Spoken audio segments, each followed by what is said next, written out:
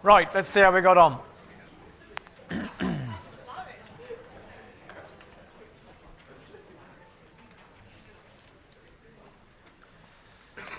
So let's have some responses from the tables to the first point, which was what would a deontological or a consequentialist response to this issue be? Any thoughts? Yes? So we believe that a deontological approach would be to apply the principle that OUP should have the best quality at the lowest possible price. And since we're not sure if we're getting that, we need more information, so we would put the next work out for bid. Okay. Any other thoughts? Our deontological argument was a little bit different. We thought it would be following the letter of the internal rule, and so the fact that there was a close personal relationship, we followed that line of reasoning. That in itself would stop any further investigation, which wasn't the route we took, but it was an interpretation. Okay. So you interpret the rule as saying that you're not allowed to do business with people you know? Well, it does. The rule does say that might affect our business judgment. This is personal investment. that's personal Investment. investment. This is relation. This is, Personal interest would be disclosed.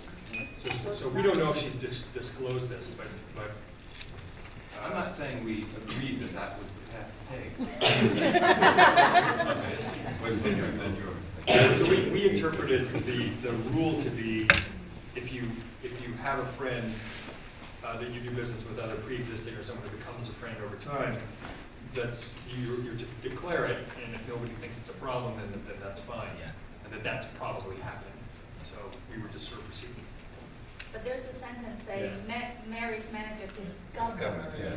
That means it was not declared. Yeah. But it may be declared, but marriage manager didn't declare.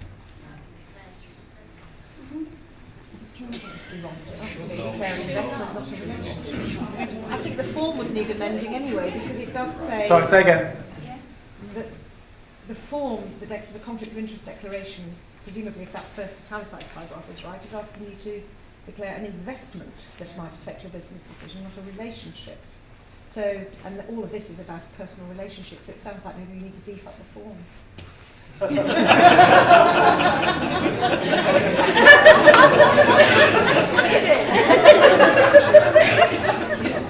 Yes, over here, please. I put weight on the fact that in the text itself it said that there has this personal relationship with them that conflicts with the company's policy and personal interest. So you don't actually need to read that section at the top. Okay. You've been told in the text. Okay. Any other thoughts? Well, just like, I mean, we struggled because it does say it conflicts, but when we asked what the nature of the relationship was, it seemed to be only a personal relationship, sort of indirect, in fact, a long working relationship with her husband or partner who raised daughter with him, which to us didn't feel like it was in conflict. So we were confused about that, maybe there's more information. But we also took we had a similar discussion to mentioned by Damon on that table, which is if it really is the case she's in conflict, then duty would say the company can't allow Mary to continue considering this situation because she's in conflict, so we should put somebody who's objective. Right, so part of the issue, apart from different interpretations of what the rule actually says, which is an important thing to think about, is if you can get enough clarity, then you can make the decision. And the question would be, at what point do you get enough clarity? Because the more the conversation occurs, usually the worse it becomes, because there are now more and more issues involved in this. I'm always reminded of, you may recall for those that are based in this country, the barbecue killings about 5 years ago. So an estranged husband went to his ex-wife's barbecue in Henley and shot her and sister-in-law or mother-in-law or something. And then there's a call to the police, to the control room, and an armed response vehicle is sent to the house, and the armed response vehicle gets to the house about 15, 20 minutes later, and the people in the car then ask the control room inspector, can we go in? And the control room inspector said, no, I don't have enough information on the position of the shooter. Hold your position. And they didn't go in for about another hour. And by that time, the second person is dead. Whether that person would have lived or not is a separate issue. But the point about it is the difficulty that people have in trying to make a decision until they have enough information. But you never have enough information. You still have to make the decision. And the black and white bit is easy if you have enough information, but you often don't have all that information. Of course, sometimes you do, but quite often you don't. What about a consequentialist approach? What would that look like?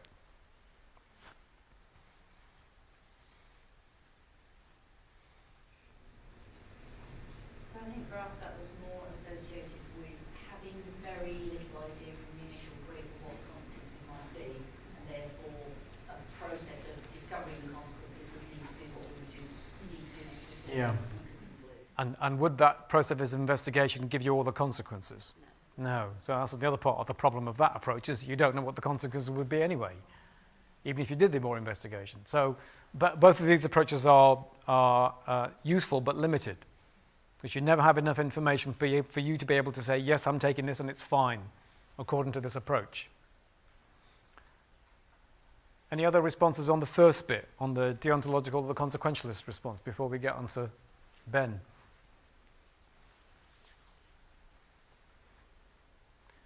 Okay, let's hear about what other alternative you might have suggested, given your interrogation of Ben.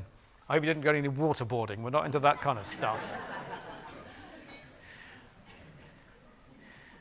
Any thoughts? I wondered why Mary was interviewing Ben anyway, when we've identified a conflict potentially, but we're allowing Mary to sort of continue her close personal relationship in her collaborative Mary approach to Ben. Well, I'm assuming what she's doing is interviewing him before her boss gets involved in the interviewing. So if I can just get the story straight, it might be quite useful. But beyond that point, any other thoughts about what you might have done? Yes? As we started talking to you, the situation got much worse as far as we were concerned. He really had insufficient capacity. This guy's off sick for 6 weeks, the whole thing falls apart. He's got another job offer that he's considering, prices that perhaps we're paying or some of his other clients are sort of screwing him into the ground. And we realised pretty quickly that it was a person who very fragile emotionally, therefore that introduces risk, but also in danger of going out of business objectively and push risk back onto the press. So, whereas I think we started the conversation thinking, well, there must be a way we can work together to make this right for him and for us. As the time went on, this cloud loomed up. Yeah. We've got to get out of this situation as quickly as we can for the press, otherwise we're bringing risk onto ourselves.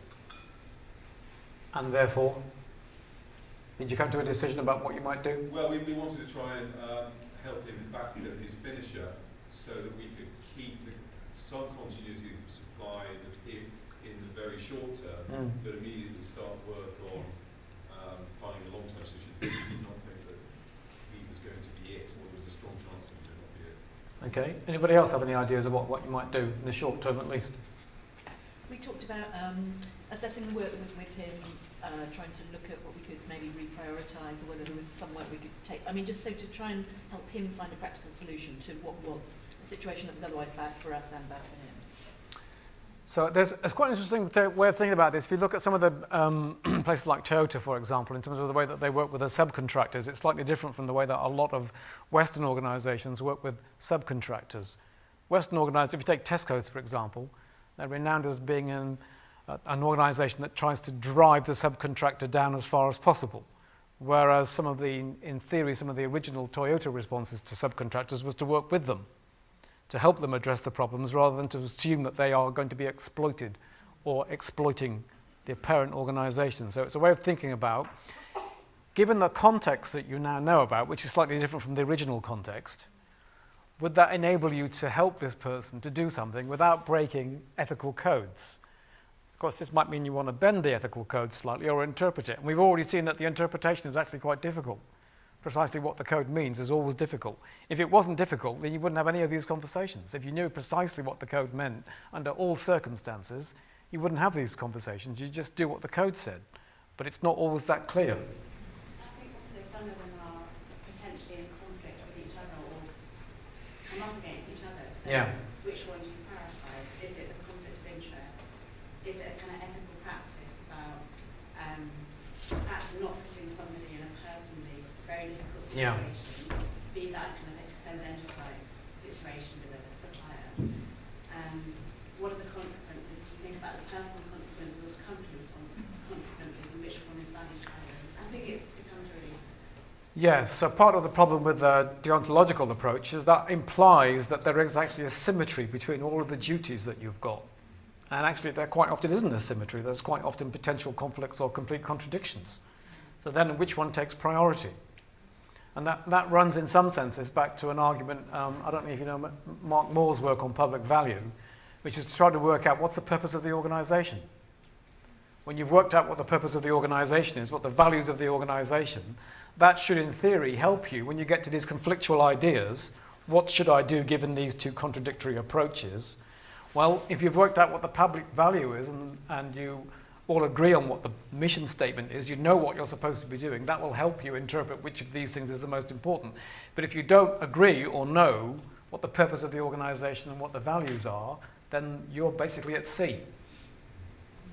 I'm slightly confused as to which ethical policy would be in conflict here with the conflict of interest policy.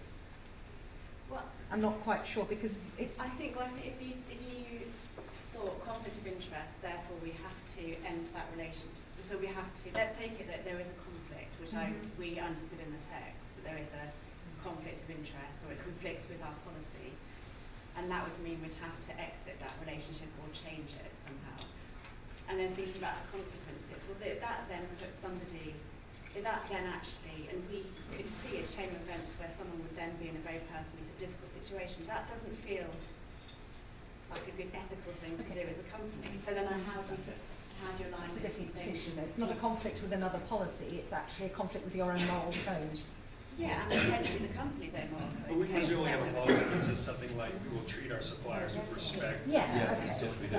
But the other thing that this showed, that we discussed, was that it demonstrated why the conflict of interest policy is there to start with, because she'd made an assumption.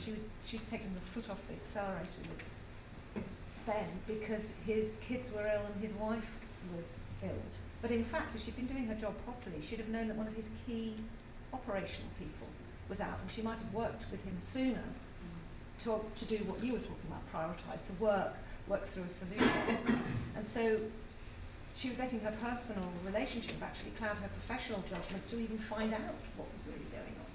We had a somewhat different thought about it in that because they had a close relationship, she was able to extract more information from Ben than she would have otherwise. Like, for instance, that he was thinking of closing the business altogether, and there's no other local business. And so for that, because they had a close relationship, she understood the risk, found out a risk better. So no matter what, we might need to put in a contingency plan to investigate what to do if this business folds. We wouldn't have gotten that information if they didn't have a good close relationship. And we added a bit of nuance by saying that actually the only reason that Ben was carrying on the company was because of the personal relationship. You know, he's about to give up. The only reason that he was doing it was because, you know, the importance to OUP of having a local printer and the personal relationship. Yeah. As a Ben,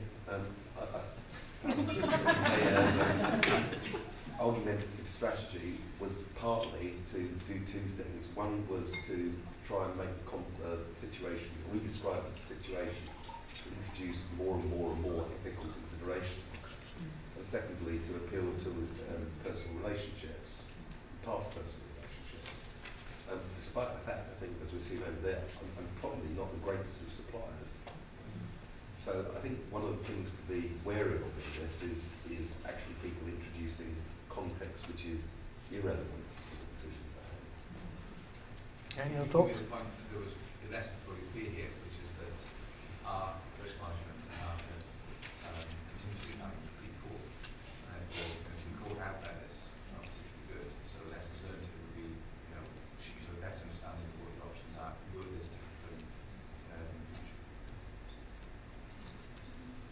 Anything else? It also seemed it might be a performance management issue with Mary because she did not proactively share with her management team the situation. She kind of waited because of her personal issues. It seems like her manager had to discover it. It wasn't as if she went to her and said, here's a situation, here's an issue with the supplier, here's the risk, here's my evaluation of what we should do. It was discovered. So then you'd have to work out why Mary didn't do that. Why did she not feel able to do that? And that, of course, then generates a different personal relationship with her boss, and then you're into even more context about why that happened. The other thing I want you to think about is the incrementalism that lies behind all of this stuff. So what starts out as a friendly conversation ends up in a place you probably shouldn't want to be, but that's not what you intended in the first place. You just end up in a place, and a lot of our lives are built upon this incrementalism. I didn't intend to be a university professor, but I screwed up my post office job and I end up here. It's that kind of incrementalism. You didn't design your life like this. You just end up in these places. Anything else? Well, how does an organisation avoid that? Because that, you can see how an individual's path may go that way, but it doesn't sound like good stewardship if an organisation ends up like that. What was the debate culture presentation? I remember what the expression was where you sort of decline if you find yourself in a situation. Help me out, what was it? Drift into failure. Drift into failure. Yes. Is this an example of drift into failure? Well, I think many organisations that find themselves in a mess are just drifting, and they don't do it on purpose. They don't make these terrible decisions on day one. They just drift. And then what appears to be the right decision actually subsequently isn't. So in some ways, the problem with the back wall is that you've got a very clear boundary line between the pink and the yellow, and actually a lot of the stuff fits somewhere around the boundary, and it's not always, and to different people you would put them in different places. So it's trying to think about, if your policies are clear and the policies generate a really clear black line between what you can and what you can't do, then we don't have to worry about anything. But my concern is that's never the case. There is never a policy that comes out with the black line. So then the question would be, if you take Decker's argument, is who is it who draws the line? And the more you engage people in drawing their own line, the more likely you are to engage them in thinking this is a good idea, as opposed to I have to do it because. So my approach is not this is a good or a bad policy. It's we have to get people to want to comply with a policy because they want to comply with it, not because they have to, but because they want to, because it's a good idea. Can I just ask, you said there's no hard and fast, but some of our policies encapsulate legal rules. Thou shalt not bribe, you will not receive bribes, you will not give bribes. It's pretty black and white. Well, it's black and white in certain contexts, but in other contexts it's not black and white. So some people would say, that's not a bribe, that's just how we've always done business. So we don't count that as a bribe, we count this as a bribe, but not that. But if you define it for them in the policy and the rule is clear, then it is an absolutely black and white rule. Well, so if I take you for a meal, does that count as a bribe? Well, under certain circumstances it would, and under certain circumstances it wouldn't. That's the difficulty, and that's why you have to get people to want to understand why we have this policy on bribery, because we end up in this strange position. So that's why I'm not going to accept this. So thank you very much for the offer, but I don't want to have dinner with you, but I will do this. Or if I do, we'll just charge it appropriately and we'll have all the receipts and that'll be fine. So I think the danger is, and it's in some ways it's actually easier in the room because you have a lot more oversight of what the issues are, but when you get back to your places and your teams probably don't have that kind of clear oversight. So for you, what might be a clear black and white issue might be not for them. Can I give you an example? Yeah. Gratis to teachers, you get a lot, thousands of gratuses. And there is a possibility that teacher is asking for that gratis student for her private lessons or for his kid. Now, do we know for sure that is for his kid or for his private? No. In some cases, we don't know. We only know you have to suspect. So if it's for her kid, it's a bribe. If it's for her use, it's a gratis. So what do you do to try and you do your ascertain best to define it. We set up systems, data, whatever, but there's no way you can sort that 100%. There's always going to be that gray area that there is a possibility that that person would use that for her own courses. But the rule, the policy will say you cannot give gratis to a teacher for their personal use. How do you know that? No, the rule is that you don't do it. How you then prove that the rule's been broken is a different question. The rule is clear. The rule is clear, but it isn't sufficient. That's the point. So And that's where the wisdom comes in, that I think in this context, I know this teacher, I know what he is about to do. No, you're not getting it. Whereas this teacher, I know she's fine, she will use it for the classroom. So even though I know what the rule is, but the context means that I will and I won't. Yes. That's the classic example of the blunt and the sharp end, isn't it? Just heard it. Yeah. Yes. What we're doing. And of course, what most organisations do is the sharp end blunts the blunt and the blunt end blames the sharp. By the way, what we've done in other jurisdictions, Emma, is get the teachers to sign a declaration that they're not giving it to their kids. And if they do, you tell their boss Okay, about you it. come out to that you have 1,000 schools with 25,000 teachers. Okay. That's what we're doing instead. Any other points? This is where the trust piece comes in. We talked quite a lot about the fact that the organisation has operated on trust a lot.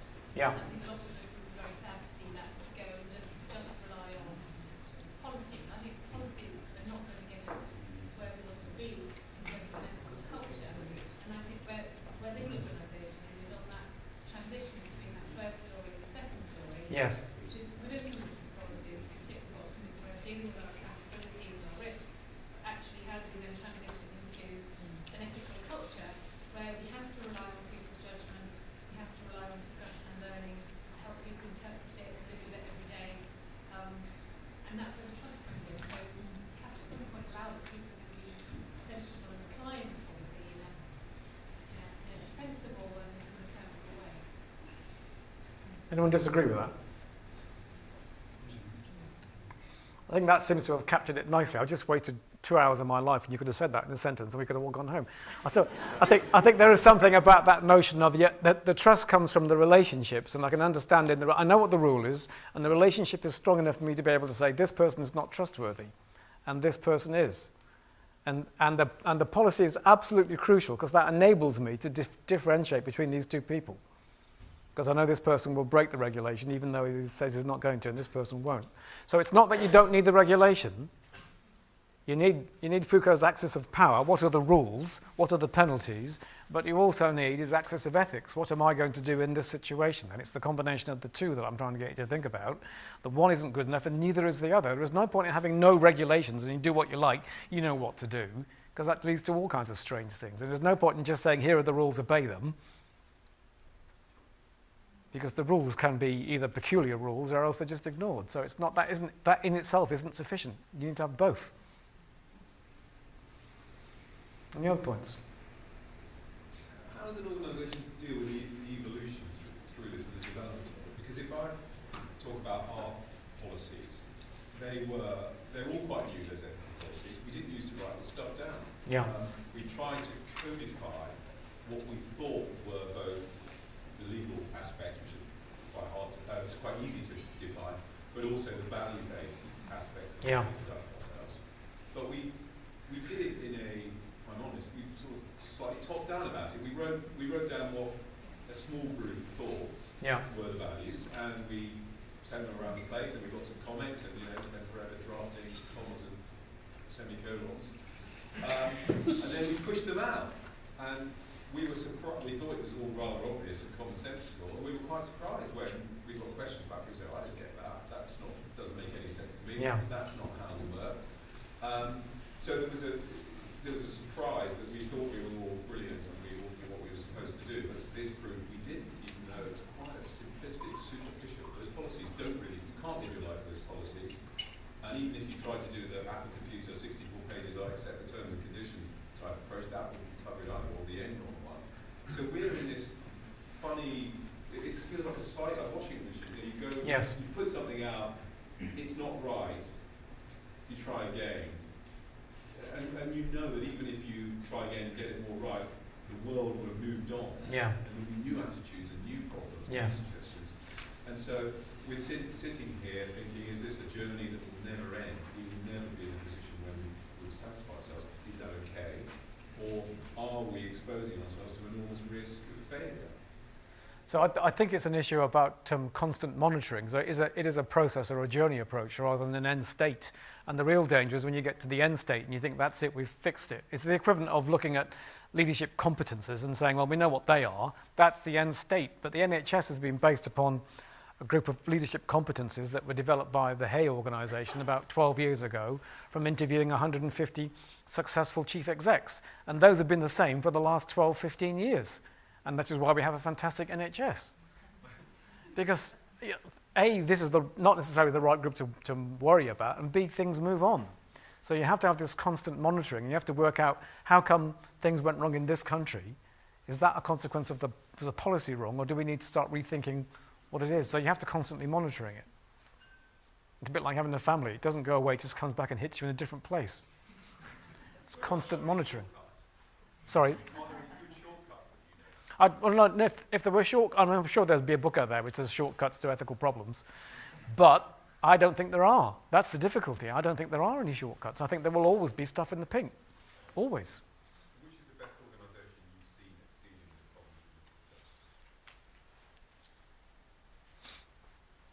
problems? Usually organisations that have just screwed themselves badly are the ones that recover. So there are some elements. We have a colleague, let me just reframe that slightly. Claire and I work with the police a lot, and we do a whole session on whistleblowing. And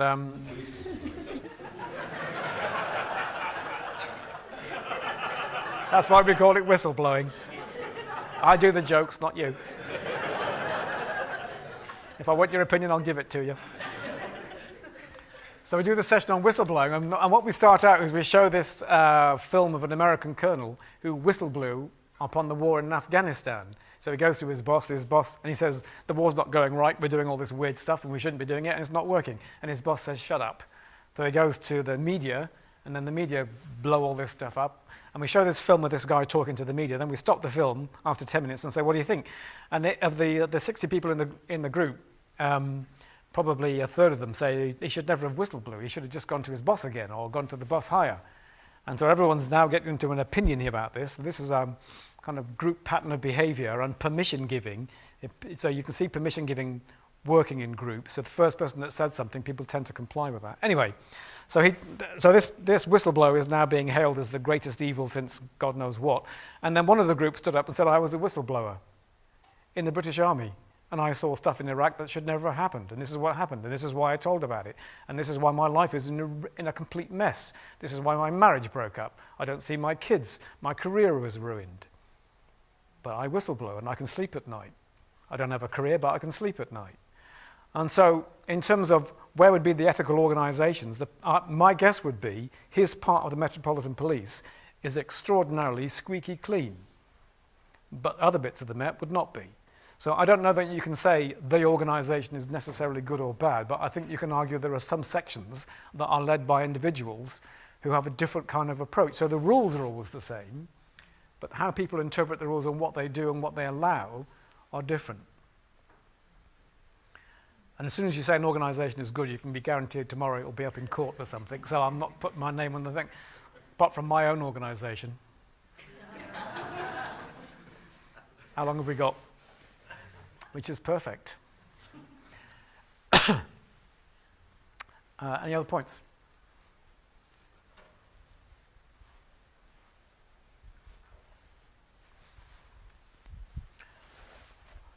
Okay, I'm going to do one more thing with you, and then we're going to stop. I want you to think about this. So you need to think about what you're going to do to help your teams navigate the sea of ethics. So what we've been talking about in this room is how we deal with it, but I think that's relatively easy compared to your job, which is to go back and try to make sure that people will associate themselves with and comply with the regulations, the rules, the processes, the procedures, the ethics that you've all agreed on or you're all working with. So the last bit, I'm just, what time is it now? 5 past. Just 15 minutes on this. Just think about what you might be doing now. When you go back to your own bit of the organisation, what might you do? Because it's relatively easy for you to do something, but what might you do for them? How do you need to get them on board? Okay? 15 minutes.